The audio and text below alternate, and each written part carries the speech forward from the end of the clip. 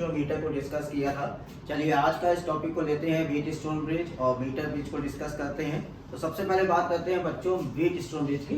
यहाँ पर देखिए मैंने व्हीटस्टोन ब्रिज का डायग्राम बनाया है और इस डायग्राम को देख करके हमें लग रहा है कि व्हीटस्टोन ब्रिज में 4 रेजिस्टेंस का कॉम्बिनेशन है और ये कॉम्बिनेशन कुछ इस तरह से बनाया जाता है बच्चों कि एक क्वाड्रेटल तैयार होता है और इस रेजिस्टेंस में से किसी भी एक अननोन रेजिस्टेंस की वैल्यू हम लोग व्हीटस्टोन ब्रिज के कंसेप्ट से फाइंड आउट करते हैं। तो बच्चों व्हीटस्टोन ब्रिज है क्या? It is an arrangement of 4 resistance used to determine one of these resistance. Arrangement of 4 resistance जिसमें से किसी एक रेजिस्टेंस की वैल्यू को हमें फाइंड आउट करना होता है and that resistance is called as a unknown resistance. ठीक है बच्चों, तो यहाँ पर आप देखिए तो हम लोगों ने 4 रेजिस्टेंस को इस तरह से यूज किया है कि ये क्वाड्रेटल के 4 आर्म्स की तरह कनेक्टेड है और इस क्वाड्रेटल के 4 आर्म्स को हम लोगों ने नाम दिया है quadrilateral A B C D, जिसमें 4 रेजिस्टेंस को कनेक्ट किया है। The resistance are P Q R and S, right. तो इस रेजिस्टेंस के कॉम्बिनेशन में हमारे पास जो अननोन रेजिस्टेंस है उस अननोन रेजिस्टेंस को हम लोग कहते हैं अननोन रेजिस्टेंस एस, राइट। अब आप ध्यान दें तो टर्मिनल ए और सी को हम लोगों ने कनेक्ट किया है थ्रू अ बैटरी और टर्मिनल बी और डी को हम लोगों ने कनेक्ट किया है through a galvanometer. Okay, now concept जो है व्हीटस्टोन ब्रिज का जो कांसेप्ट है वो कांसेप्ट है बैलेंस कंडीशन का। अब बात ये आती है what is the balance condition? Balance condition is that condition when the potential difference between the galvanometer will be zero। अगर गैल्वेनोमीटर के बीच का पोटेंशियल डिफरेंस 0 हो जाए तो उस कंडीशन को हम लोग नाम देते हैं बैलेंस कंडीशन। और जब पोटेंशियोमीटर का पोटेंशियल गैल्वेनोमीटर के बीच में गैल्वेनोमीटर के बीच में आपका पोटेंशियल डिफरेंस 0 होगा, इस समय कोई भी करंट गैल्वेनोमीटर के थ्रू फ्लो नहीं करती है and that condition is called as a balance condition. अब बात ये आती है कि इस बैलेंस कंडीशन को हम कैसे अडॉप्ट कैसे हम लोग फुलफिल करेंगे। तो बैलेंस कंडीशन को फुलफिल करने के लिए बच्चों पहले तो मैं बता दूं कि resistance P and Q they are called as a resistance arm. ठीक है, P और Q को हम लोग नाम देते हैं रेजिस्टेंस आर्म। रेजिस्टेंस R की जो आर्म है AD ये कहलाती है स्टैंडर्ड आर्म और आर्म CD जो है ये कहलाती है हमारी अननोन आर्म। तो 4 आर्म्स हैं जिसमें से AB and BC these arms are called as a resistance arm। AD is called as a standard arm and CD is called as a unknown arm। तो बच्चों यहाँ पर जो रेजिस्टेंस R है ये रेजिस्टेंस R हमारा स्टैंडर्ड रेजिस्टेंस होता है और हम स्टैंडर्ड रेजिस्टेंस की वैल्यू को इस तरह से एडजस्ट करते हैं कि potential at the point B and potential at the point D they must be same. तो B और D पॉइंट पे अगर पोटेंशियल की वैल्यू सेम होगी तो पोटेंशियल डिफरेंस बिटवीन द या अक्रॉस द गैल्वेनोमीटर हमारा 0 होगा और इस कंडीशन पर कोई भी करंट गैल्वेनोमीटर से फ्लो नहीं करेगी and that condition is called as a balance condition. तो एट द बैलेंस कंडीशन बच्चों concept at the balance condition this bridge का कंसेप्ट कहलाता है P upon Q is equal to R upon S। So P by Q is equal to R by S और इस फॉर्मूले को use करके हम अपने अननोन रेजिस्टेंस S की वैल्यू को फाइंड आउट कर लेते हैं by using the formula S is equal to QR upon P। S is equal to QR upon P का फॉर्मूला यूज करते हुए PQR की वैल्यू को हम लोग यूज करते हैं और S जो है हमारा जो अननोन रेजिस्टेंस है उसकी वैल्यू को हम लोग को फाइंड आउट कर लेते हैं। ठीक है बच्चों, अब बात आती है कि ये फॉर्मूला आया कैसे। तो चलिए व्हीटस्टोन ब्रिज का डेरिवेशन देखते हैं। साथ में एक पॉइंट ध्यान रखिएगा, the arm AB and arm BC are called as resistance arm। Very good। Arm AD is called as a standard arm and arm CD is called as a unknown arm। चलिए अब बात करते हैं how we derive the equation for P upon Q equal to R upon S। Now students, derivation for balance condition। अब हमें derive करना है कि हमारा formula P upon Q equal to R upon S कैसे आया है। तो इस सर्किट में आप ध्यान दें तो इस सर्किट में अगर हमारी बैटरी करंट I फ्लो करा रहा है, now at the point A the current is divided into 2 parts I1 and I2।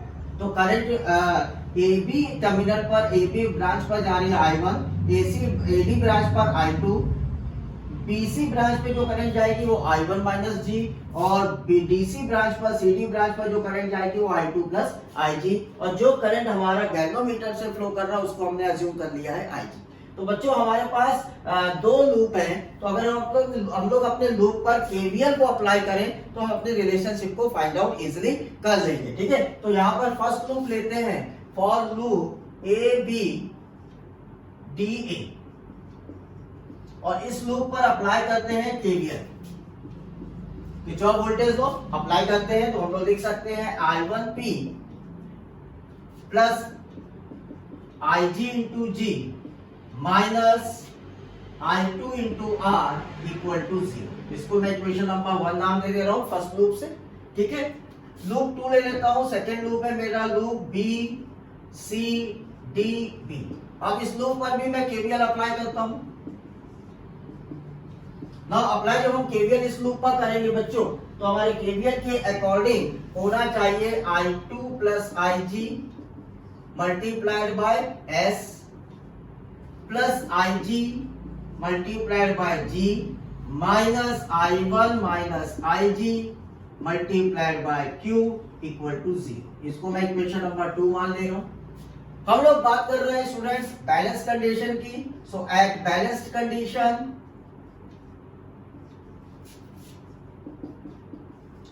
we all know that no current is flow through the galvanometer, so Ig is taken as 0. Now put the value of Ig is 0.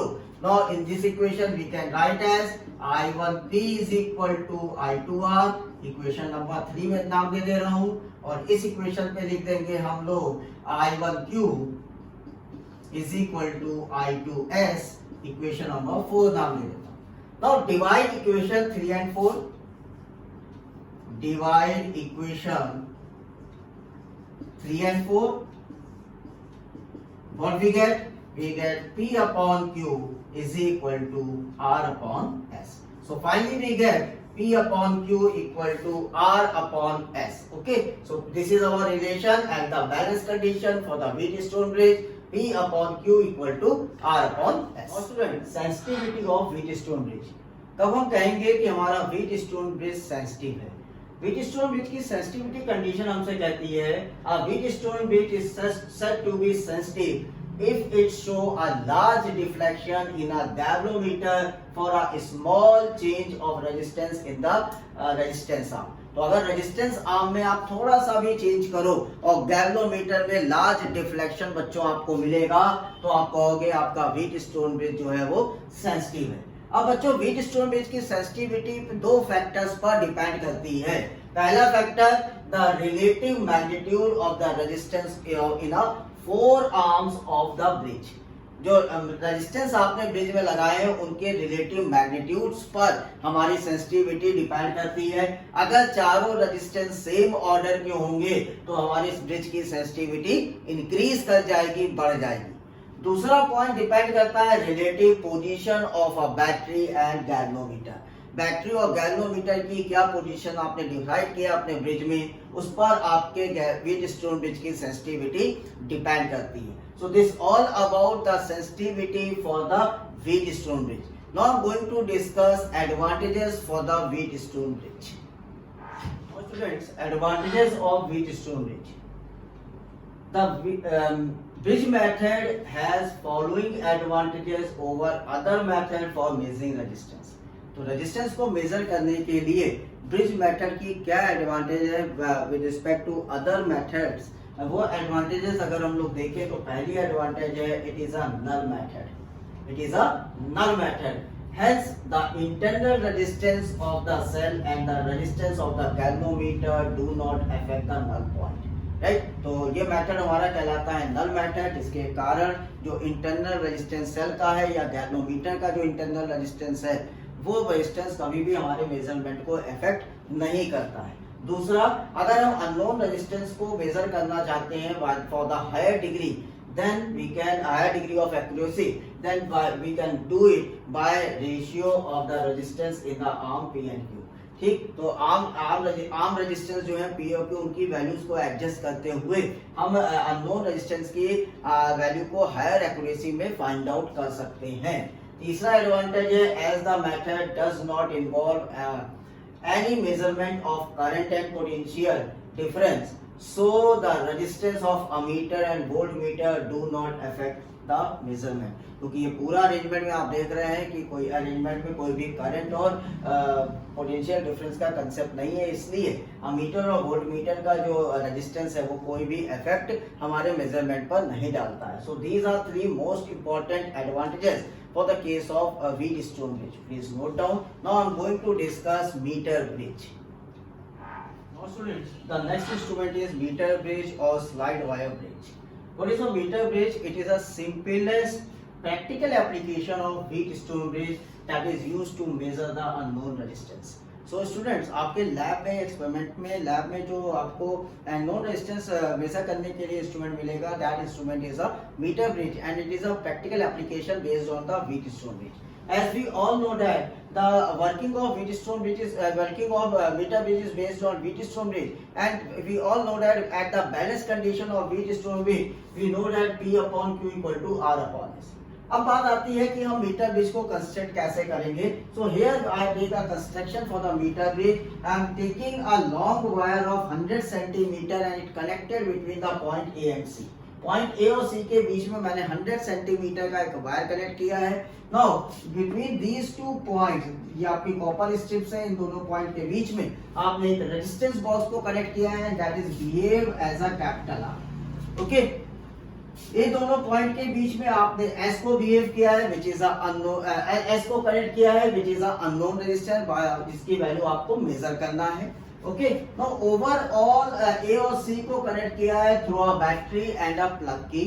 Now ये आपका जो middle strips है, copper strip है, इसके बीच वाले point को resistance box और galvanometer के थ्रू जॉकी से कनेक्ट किया है, जो कि यहाँ पर मैंने आपको B पॉइंट पे दिखाया है।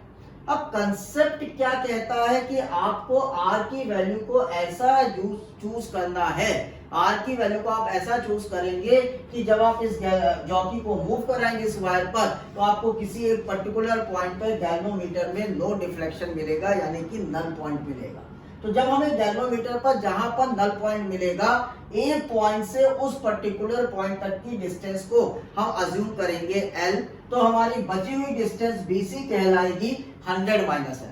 और यहाँ पर जो कंसेप्ट है मीटर ब्रिज का, कंसेप्ट कहता है for a uniform cross section area of the wire the resistance of the wire is proportional to the length of wire. तो क्या कंसेप्ट कहता है? For uniform cross section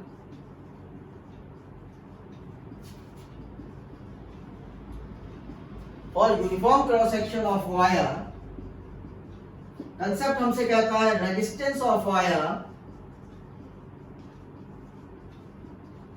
is proportional to length of the wire. Okay, so यहां पर अगर हम P की value को देखेंगे तो P को हम लोग कहेंगे प्रोपोर्शनल टू L। इसका मतलब ये जो AB वैल्यू है इसको मैं P अज्यूम करूंगा और BC वैल्यू को Q अज्यूम करूंगा, और हमारा Q का वैल्यू होगा proportional to 100 minus L। Okay, so हमें P प्रोपोर्शनल टू L और Q proportional to 100 minus L मिलेगा। और यह हम कह सकते हैं बच्चों P is equal to sigma L और Q is equal to sigma 100 minus L। Sigma is here, this is a resistance per unit length. Okay, so sigma is resistance per unit length. Now हमारा balance condition का concept है P upon Q equal to R upon S। So ये आपने note कर लिया होगा, मैं इसको हटा रहा हूँ। So at the balance condition हम अपनी वैल्यू को अगर पुट करें, so we can write R upon S is equal to P की जगह हम पुट कर सकते हैं L और Q की जगह हम लोग पुट कर देंगे 100 माइनस। तो अगर हमें unknown resistance S find out करना है, so we get the value R 100 minus L upon L। Okay, so ये हमारा मीटर ब्रिज का फॉर्मूला आ गया। तो अगर हमें अननोन रेजिस्टेंस S पता करना है और हमें R और लेंथ पता है, so by putting the value we find the value of S। So if we know R and L, so we can find unknown resistance S।